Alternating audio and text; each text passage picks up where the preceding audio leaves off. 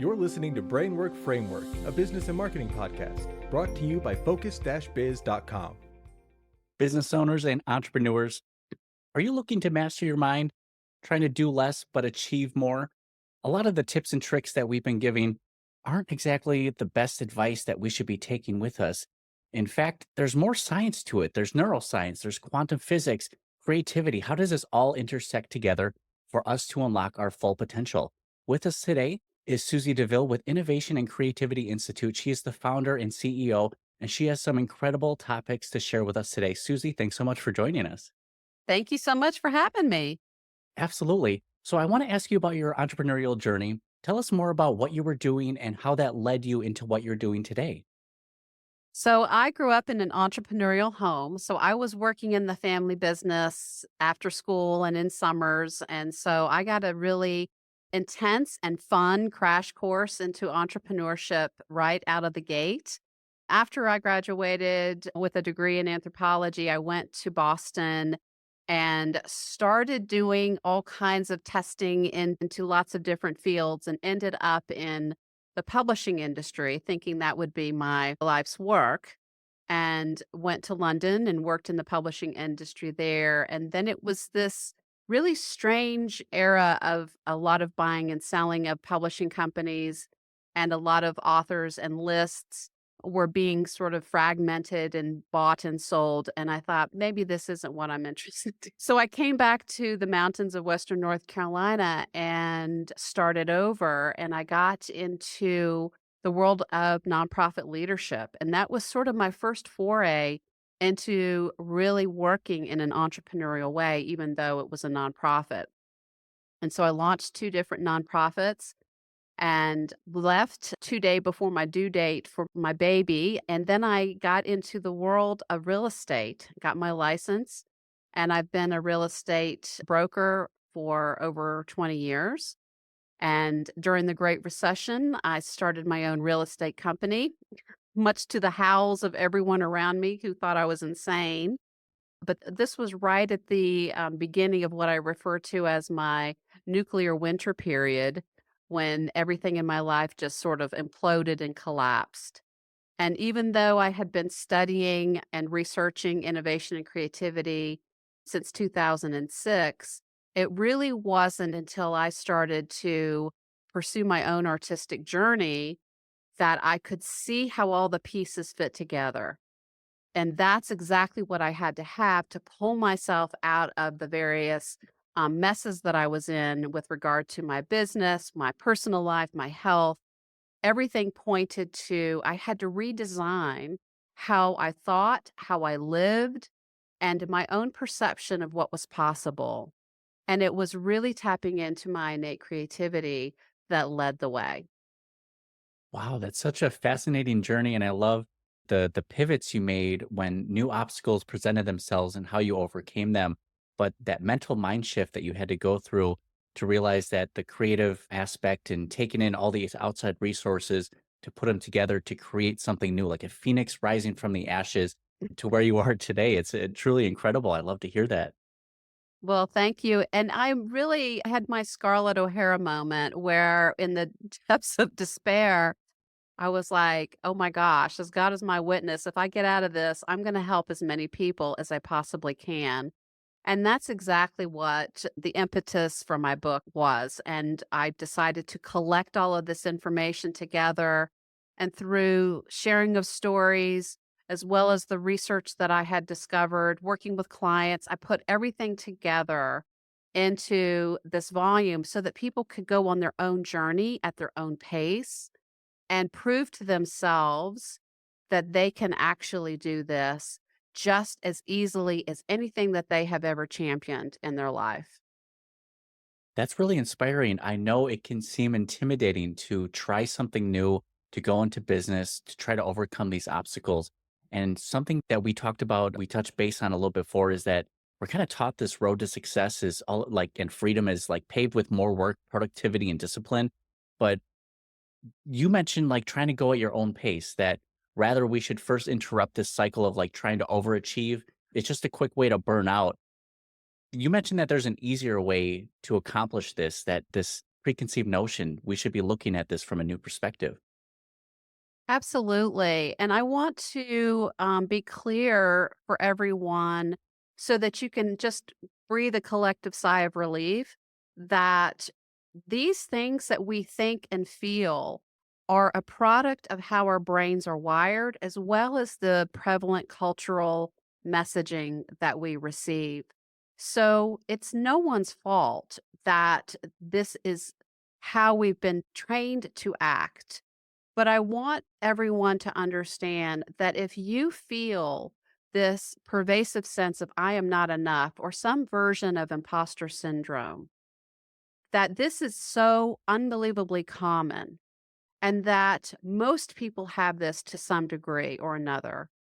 And there is a way to interrupt this cycle. And the first is to really understand that in order for us to begin a very joyful, adventurous journey into becoming who we truly are, our first step is to do what author Paulo Coelho talks about, the gentleman who wrote The Alchemist, one of my favorite books of all time.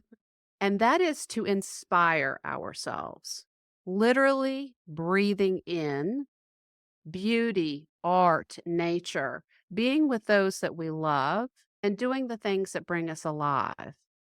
And that first collection of things kind of helps us remember, oh my gosh, I did used to love to do that. Or that does bring me a lot of joy. Or that seems to bring my energy through the roof. This is the beginning point for putting ourselves back at the helm and really reconnecting with our authentic selves. That's an interesting perspective because all the books and people I follow, it always sounds like you need to do work, you need a business plan, you need to start with this. But yet, this one suggests actually taking a step back and taking a moment to just think, appreciate the world around you, and almost inspire this creativity that's inside of you. And I love that you mentioned that we're all kind of struggling with this imposter syndrome. What if we're not good enough? That just makes us feel isolated. We feel like no one else knows about this or feels this way. And here you are saying, yes, everyone absolutely feels this way.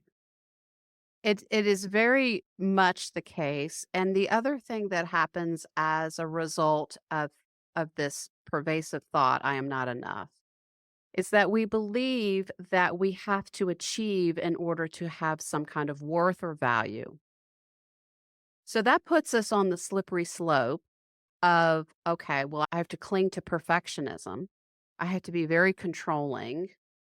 Then I'm going to have to work my tail off and avoid things that give me joy and pleasure and turn my head toward the direction of more discipline, which of course does nothing but burn us out. And it further separates us from the very things that help us be successful. And that is our connection to our intuition, our imagination, and our problem solving skills. So once we get back sort of at the helm of our true selves by inspiring ourselves, then we're in a position to do what I call the 5 M's. And I discovered these during my own journey, my own dark night of the soul, and wrote about each one of these in my book. And I want folks, when I go through what these are, I want you to know that you can start with just one for 10 minutes a day. And it doesn't have to be overwhelming and it doesn't have to be complicated or expensive. So I would like to just take you through these quickly. The 5 M's are meditation, morning pages, making something, moments of inspired learning, and movement. So everyone probably has a reaction when I say meditation and also making something. Oh my gosh, I don't know how to meditate. It's going to take forever. It has to be complicated. So I just want folks to know 5 minutes sitting in a quiet room is perfectly fine. That is actually long enough to start to reset your central nervous system. Morning pages are the brainchild of author Julia Cameron, who wrote the book The Artist's Way. And I'm going to tell you all, you must buy this book and read that one too. This is a wonderful practice of just spending some time in the morning writing in a journal. We're not talking about prose or beautifully punctuated sentences. This is just getting a bunch of gunk out of your head onto the page. And sometimes I will just whine and complain in my morning pages. Sometimes I'll write about a bad dream. Sometimes I'll write about an idea that I have, something that's just distracting me or maybe not making me feel good or something that I want to celebrate even. But just having that time to connect with yourself. And if you feel that journaling is too much of a stretch for you, just start with one paragraph and build a practice from there. But it works on us. It's very subtle. It's very powerful. How over time, the power of the accumulation of this one practice can definitely change your entire life. Movement can be anything that you love to do. You can do chair exercises, you can hike in the woods. But this is an opportunity to start to not only engage musculature, but also your central nervous system in a different way. And if you're outside, of course, this is a great way to get ideas that may seem kind of elusive for you during other times of the day. I have written standing in the middle of a lot of trails into a tiny little pocket journal because I get my best ideas when I'm walking. The next moments of inspired learning can just be one inspirational quote. I write down an inspirational quote every morning, and this has turned out to be, because I'm collecting these into a 5-year journal. These are just so much fun because I leaf through every day as I go to the next page, and you just get a little injection of jolly inspiration. I Or, have a question. yeah, Are these inspirational quotes, are these ones that already exist or are you making them up? these are ones that already exist, but you could write your own for sure. Absolutely. But I love the practice of, I'll just Google something like quotes on the power of nature or quotes on how to access courage. And I love how when you write all these things down, so I've been doing this since January 1st in this particular new journal. And these things, once you write them down, you'll see something that you wrote down from one of the Stoics on February 1st teaches you something that Picasso said about the importance of remaining an artist as you grow up. And your brain just goes, and it takes 5 minutes and it just gives you the chills sometimes. It's just very powerful.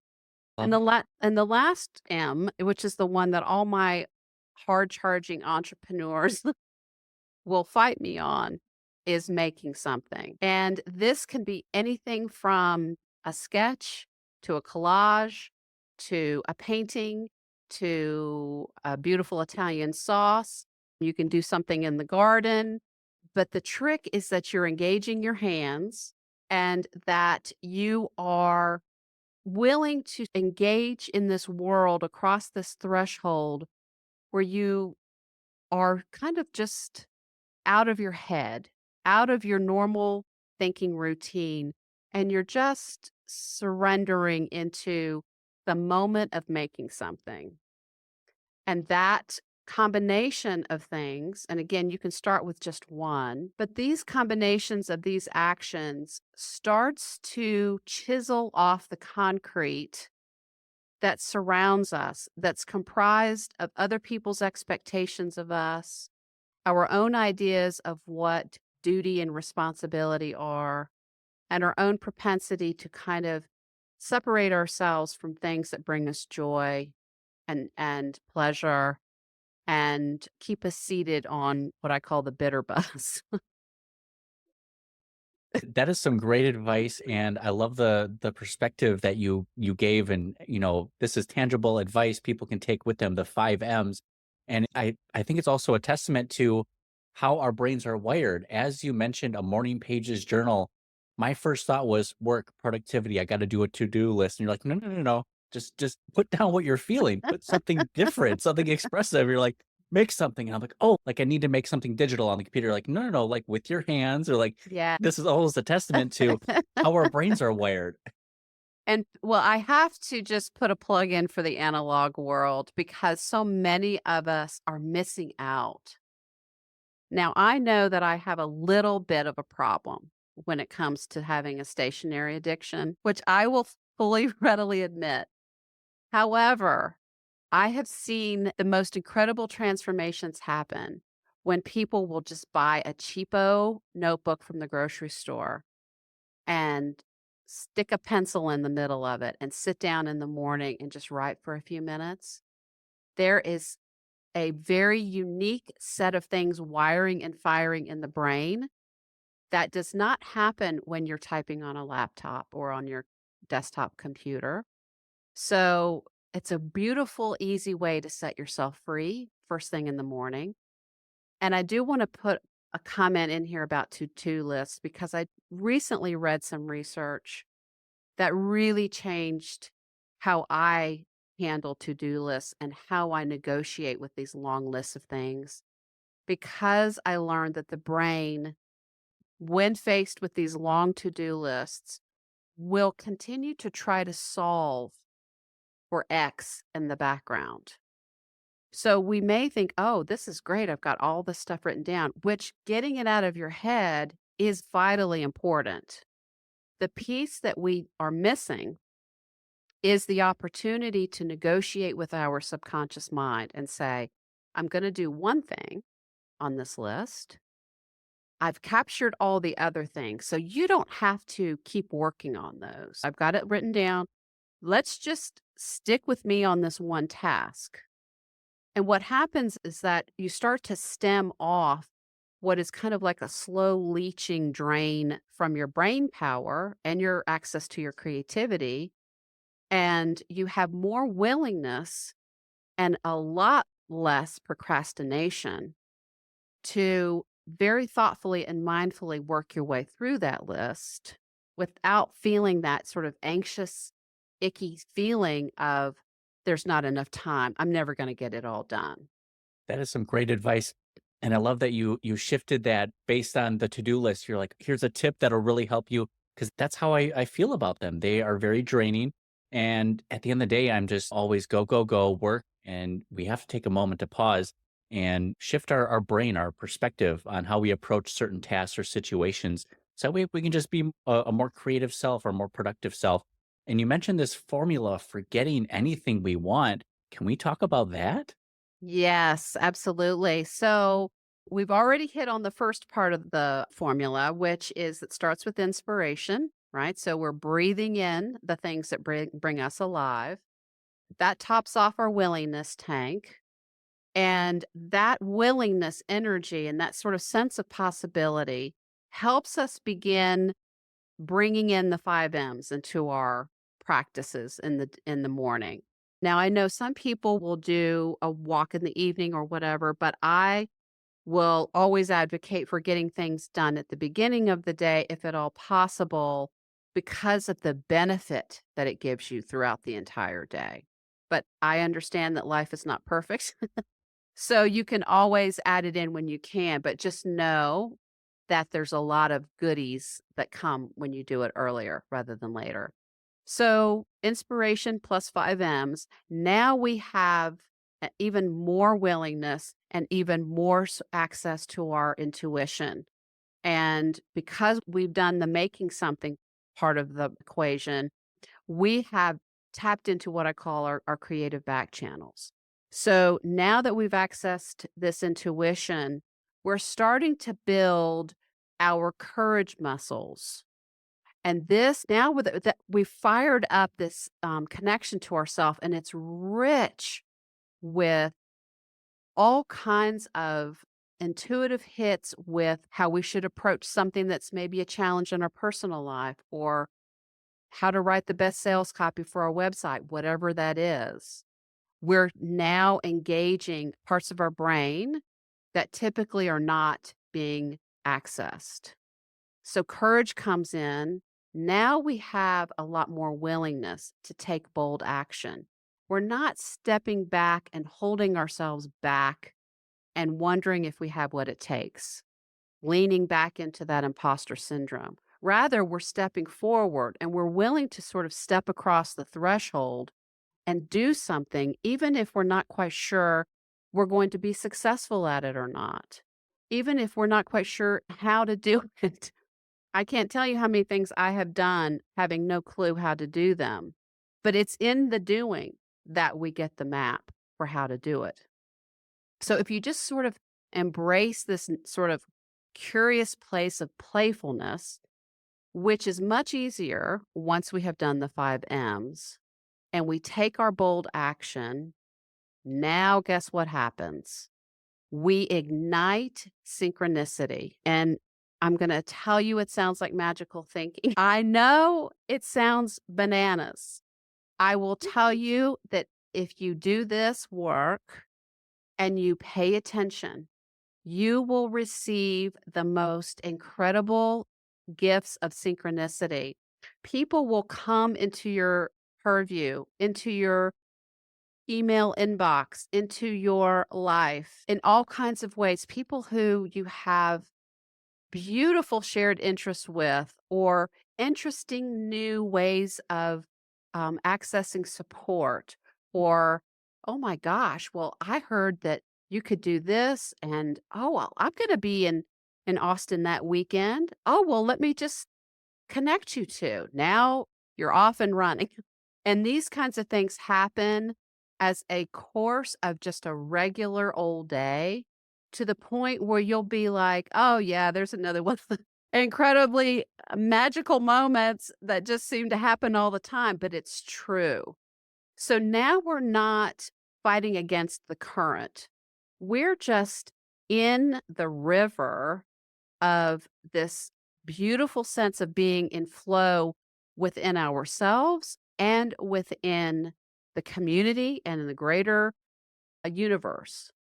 And the quantum field, which is itching to partner with us, is going to be ignited and sparked the more we come back to the practices of doing the 5 M's, and we take those little steps or those bold actions and we keep firing up our courage, we will continue to fire up synchronicity.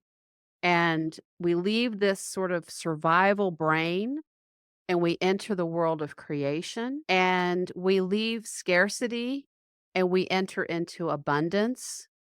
And so those things that we most want to happen, that we most want to create, the lives that we are passionate about living, becomes within reach in ways that you can hardly even imagine. Susie, so inspiring. I'm actually having a light bulb moment here. It is all coming together, like the frequencies are resonating. And that's kind of the perspective that, wow, it really does seem that when I'm in a much more positive, appreciative mindset, work just feels fun. Connections feel fun. And suddenly I'm like, I'm glowing, I'm excited. And that is put out into the world. Other people are now resonating with that frequency as well. And it's all coming together. Susie, where can people find out more about you, get connected with you, and any special offers that you may have available? Absolutely. So you can go to my website, which is innovationandcreativityinstitute.com. And if you navigate to the site, you can see there's an easy place to sign up for a free entrepreneurial toolkit. It'll just pop up when you're on the first page within a few seconds. And that will get you started on your own unique path. You can also connect with me on all the social channels through that website. So you don't have to go looking for me. You can just go to the bottom of my website and all the icons are there. I would love it if people would connect with me on social media. And as part of that free toolkit, you will get the introduction and first chapter of my book, Buoyant, The Entrepreneur's Guide to Becoming Wildly Successful, Creative, and Free. And if you'd like to continue your own journey with that, you can purchase the book wherever books are sold. I love that, Susie. Now, for anyone who's interested, we'll have links available down in the comments, description, and show notes so you can have quick access to all the links that Susie mentioned and get connected with her. Now, you mentioned a couple books earlier. One was The Alchemist, and there was another by someone successful. Can you give us that quick list of recommended books or podcast series that are truly inspiring and you think would be helpful for others?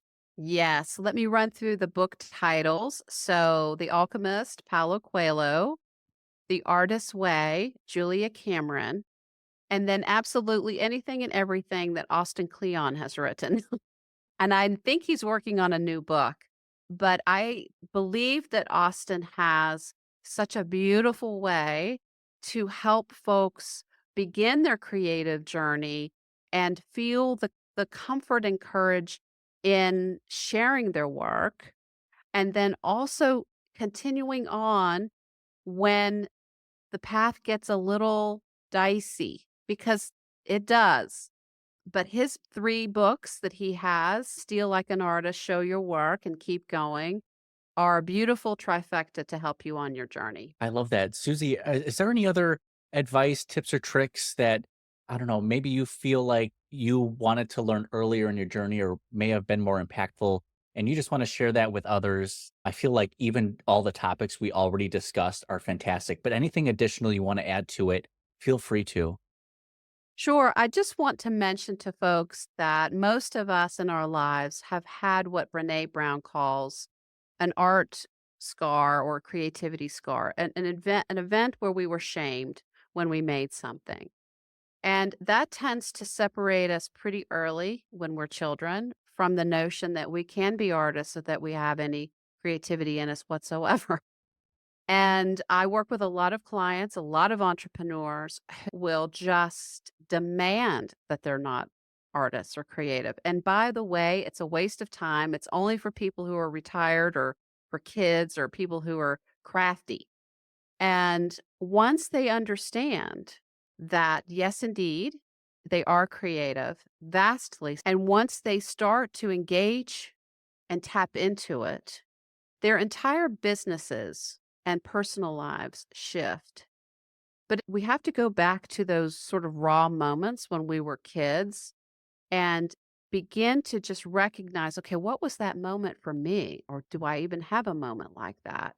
And how did that potentially influence my thinking? If we can start there, then you can start to unlearn what that moment meant for you and claim and harness that beautiful inspiration and creative energy within you. Susie, those are great points because I can't tell you how many times I've heard that from other entrepreneurs and colleagues. I'm just not creative. I'm not talented at that. I just can't do it. But then they realize if they actually put some effort in, suddenly they're like, wow, I'm actually pretty good at this creative stuff, whatever that may be. And there's so many different sub levels of creativity that they could explore and find that they're either really good at. And even if they're not good at it, just be passionate about it. Have fun. As long as you're enjoying it, I feel like that's the overlying topic and thing that they should understand. The outcome of the creative process is irrelevant, whether you like it or not, whether you think it's any good or not. It's bonus if you love it. The part that matters is the time spent engaged in the creative act, engaged in the making of something, because that's where all of the things are happening on the interior of us. And that's what fires and boosts our courage and all of that beautiful synchronicity that we discussed. Susie, it is incredible to hear about your journey, the tips and tricks, and the thought process behind how we, as entrepreneurs, business owners, creative career people, how we can unlock our full potential. And I feel like you're really onto something here, and we need to get this message out to everyone. We appreciate you taking the time to share everything with us. Thank you so much. I hope you have a wonderful rest of your day, and so excited for the future and what that holds for you. Thank you so much. It has been an absolute delight and pleasure to be here today. Thank you so much, Susie.